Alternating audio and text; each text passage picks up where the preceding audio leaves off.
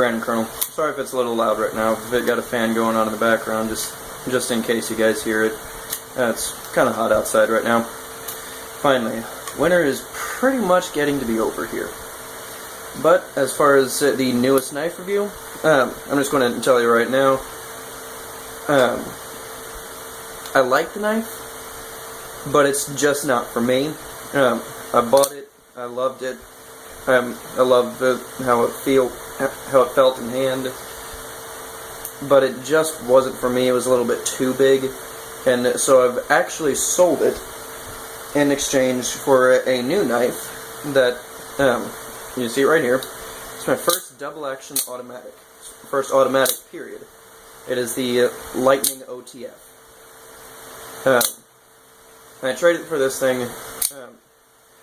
Sure, I kind of got just a little bit beat on the price, but hey, it's something I didn't have before, and I'm going to enjoy it a lot more. And when I actually get a weapons permit, sometime around 21, I can actually carry this thing. So I'll definitely be seeing some use out of this thing in about the next 6 months or so. But until then, this is basically just going to be a fondling knife at my house. But after that, yeah, this thing is definitely going to see some use. And yeah, these sheeple around Georgia are probably going to be a little aggravated and annoyed at the fact that I have one. Pretty much every person in Georgia is going to be telling me how illegal this thing is, and I'll just simply point them to a weapons permit saying, oh, by the way, I can carry this. But yeah, on to the knife at hand. The CRKT Liang Ma collaboration, creating the Eraser. This is has exactly a 4-inch cutting surface, or cutting edge, I mean, but the length of the knife overall is just a little bit shy of 4 inches. Here, let me get the exact inch again. It's like 2 lines under 4 inches, whatever that means. So, the exact length is like 2 lines under 4 inches. Cutting edge is exactly 4 inches. So this is a massive, massive blade. And this is a little bit too large for my hands. And for a grip, then it's slightly uncomfortable. I have to specifically choke down and spread out all of my fingers in order for it to be comfortable, or at least more comfortable. It's not the most comfortable thing I've ever handled, the most uncomfortable thing I've ever handled, but it's definitely not exactly the best. But yeah, so it definitely takes a little bit of getting used to, at least on my end. This thing was definitely designed for a reverse grip, though, because I started handling a reverse grip, and I noticed the extra choil right here. This is designed to be a fighting style knife. It is a modified reverse Tonto blade. You can see the Tonto edge right here, but then the modified comes into play when you see the curvature coming with it. So really nice design overall. I like the edge. It's incredibly sharp. Which, let me get a piece of paper out here real quick.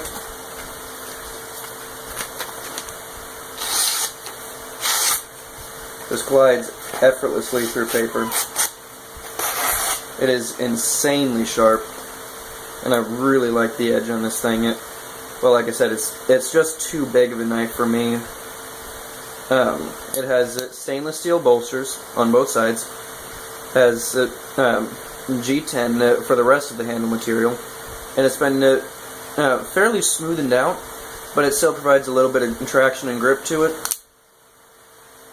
There's no jimping whatsoever to speak of on the blade or the handle whatsoever, but with the kind of knife that it is, I would actually like to see jimping on here, but it does have jimping where it counts, because like I said, this is a fighting style knife, so it does have jimping along the spine right here, and say you go for any kind of stabbing motion, then you can choke up just a little bit, or if you have big enough hands to just reach it, then curl your thumb up there, and it's got some jimping right here.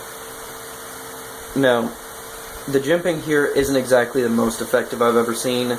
it could definitely do with a bit of work. It's not sharp enough, it's fairly rounded actually, but it's there and it works, it's just not the best.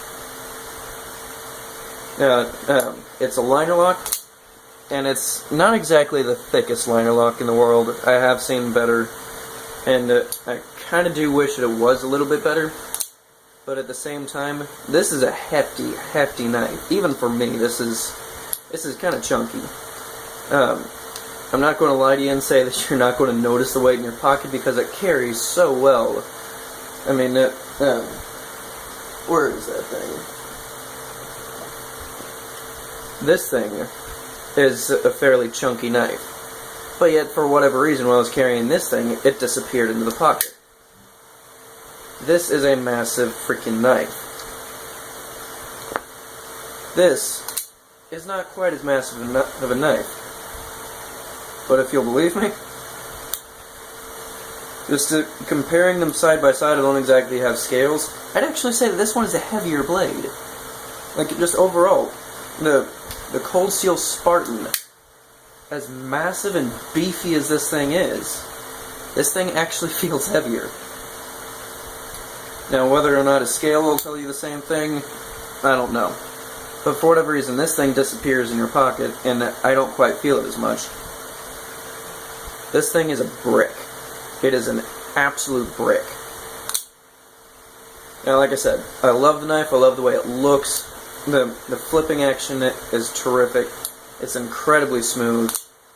Once you get past the detent ball, it just falls closed. Just give it a little bit of a push. That's it. It is phenomenally smooth. I mean, I've seen knives on bearings that weren't as smooth as this knife. Exhibit A, another new knife that I just got, which, again, review to come. The CRKT Ripple. Now, this is the more expensive version, as you can probably see by the fact that it's a frame lock. This knife, I actually lubed it up myself, and like it cleaned out the bearing track and everything. This has got a bit of a grittiness to it, and it got a little bit of a stop and go when you're pushing it closed. It kind of catches every so often. Whereas this knife, it's not on bearings, not on bushings, it's on washers. And for whatever reason, there's like 10 different washers in here. There's an obscene amount of washers. But it equals into an incredibly smooth action. I mean, there's phosphor bronze washers in here, there's plastic washers, there's Teflon washers. There's more than enough washers in here for whatever reason. Which this is actually this is probably the second knife I've actually had to send in for service. I take it back, the third knife I've had to send in for service. And, but I actually didn't actually have to send it in so much as just to call in for the service. I took it apart, and for whatever reason it just never seemed to go back together right. It was like one washer just didn't seem to fit anymore. And then it caused an obscene amount of blade play. And it just was not acceptable to me. So I called in and got some extra washers. Also had to get a new pivot bolt, because the pivot bolt was just stripping out like you wouldn't believe. So I got a new pivot bolt, I got some extra washers, ended up having to use all of the washers, ended up having to use all of the existing washers that were in here, plus the ones they gave me, and the new pivot bolt, and now it's absolutely perfect again. The construction goes together fairly well. It's just an overall, it's a great knife, but it's just not for me. Like, yeah, just overall the knife is not for me. It's too big, it's a little bit too chunky, and I like big and chunky knives, as you've seen from the fact that I like the Kershaw Junkyard Dog 2.2. I like that, and I carry that. I have the ZT-0561. Not quite as chunky, but it's a big, hefty knife, and I carry that thing around. Let's see, which other ones do I carry around? I've had the Clash. I carry that one around. I've carried the ZT-0350TS. Carry that one around. By far, this one beats it in chunkiness. This thing beats all of them in weight. I mean, for crying out loud, if it beats the Spartan in weight, you know that you've got a chunky knife on your hand. But overall, it takes a wicked edge. It's a AUS 8A stainless steel, and boy does that steel take an edge. And it keeps it for a fairly decent period of time as well. The flipping action is terrific. Now, for whatever reason, it seems like there's a bit of a give to it. If you can see that, it's kind of moving there. I have not even broken the D10 yet. The D10 breaks about right here. But for whatever reason, yeah, there's a little bit of play in it. And I don't know if that's supposed to happen or what, but yeah, there's just a little bit of play in it, but it does keep it in fairly tightly. You're not going to shake this thing out no matter what you do. If you're looking for a deep carry, this is not the knife for you. There is that much of the blade coming out. So, yeah, by no means is this going to be the knife for you if you want to conceal it. Now, say you've got dark pants on. You could actually fairly easily conceal this because you've got a black pocket clip. The G10 coming out of here is black. The only thing that people are going to notice is maybe that silver lining there. Let's see, what else do I need to talk about? It does have the locks mechanism on here, but when you put it up, it actually gets fairly uncomfortable. And especially with any kind of extended use, you end up trying to drop your hand a little bit just to get away from it. At which point, then your thumb just starts digging into that little divot there, which is almost as uncomfortable as just putting your hand on the locks. Which, for those of you that don't know, locks is a Lake & Walker knife safety system. So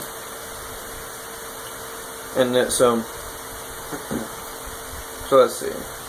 Yeah, you just end up not using it. Even for the people that like locks, it just gets uncomfortable because it's in the way. My other CRKT M16 model, that has the auto locks, and it's actually a lot better designed because for one, it automatically engages. You don't have to do it yourself, but at the same time, it hides it. So therefore, when you're using it, you don't notice that it's there. And so you just disengage it with this finger and push the lock out of the way. That's that. Whereas this, once you engage it, it's still there and you know it. You feel it every time you put your thumb there. Now let's see. As far as what I feel this knife is designed for is, like I was mentioning earlier, tactical use. It's designed in reverse grip. What kind of EDC is designed in reverse grip? None that I can think of. But so, yeah, this knife is designed for tactical use. It's a reverse Tonto blade, so it's you're going to get some good stabbing out of this thing if you try to. But with the modification done to it of giving it nice belly, as you can see, it's an excellent slasher, and you're going to get a lot of slashing capabilities out of this. So that really works. Deployment from the pocket, I would actually suggest that you carry this thing tip down. So you can just pull it out like this, rotate your hand, and then get to the flipper, because that's actually going to be faster than my typically preferred method of tip down, getting everything mixed up, my preferred method of tip up carry, because once you finally pull this thing out, I don't care how deep in your pocket you go, you're not getting to that flipper unless you have such monster hands that you can actually reach that flipper with ease. So, unless you've got like a size extra large glove and your hands actually fit that, I don't think the tip up is going to quite work for you in this, because especially if you're using it as a tactical folder, it's just not going to work out for you because there's too much space there. I mean, I pull it out, and this is about where my hand falls, so I've got to shake it up, and then I've got to pull the flipper tab. So tip down will probably work better for you. You pull it out of the pocket, that easy. I mean, your hand's already right here. You just got to pivot around. There you go. Okay. Zytel backspacer. That's really about the only material left. So everything on here is stainless steel. It has pretty good centering on it, and this is also a fairly chunky blade. Somebody who was looking at it, the person who was actually trading me for this, they looked at that and was thinking that it's a lot thinner than it actually is. But then they looked at the flipper tab and saw it's quite a chunky monkey there. But yeah, they were looking at the swedge taken out, which some of the glare is actually coming off of this, so it actually is pretty much showing most of its thickness right here. But guys, if you see the flipper tab, this is a pretty chunky knife. But yeah, so it'll be incredibly strong. It'll cut whatever you put in front of it. If you need this for a prying task, it might not be the best, because it's not exactly a delicate tip, but it's still not exactly the thickest in the world. You could definitely do better than that tip. But yeah, as far as people who are looking for this knife, you can still find them. I think Amazon has them for around $50. Blade HQ has them for about $80. Other places are selling them for like $150. So you can find a pretty good range of prices here. But as far as anybody looking to get this knife, if you don't have incredibly large, beefy hands, I would not suggest this thing for you. But yeah, so if you're just looking to collect it, this is a terrific knife to get. It's beautiful, it's stunning to look at, and it'll also do some work for you. So I'm going to cut it off here, guys. So I got some other stuff that I need to get done. But as always, YouTube, stay safe.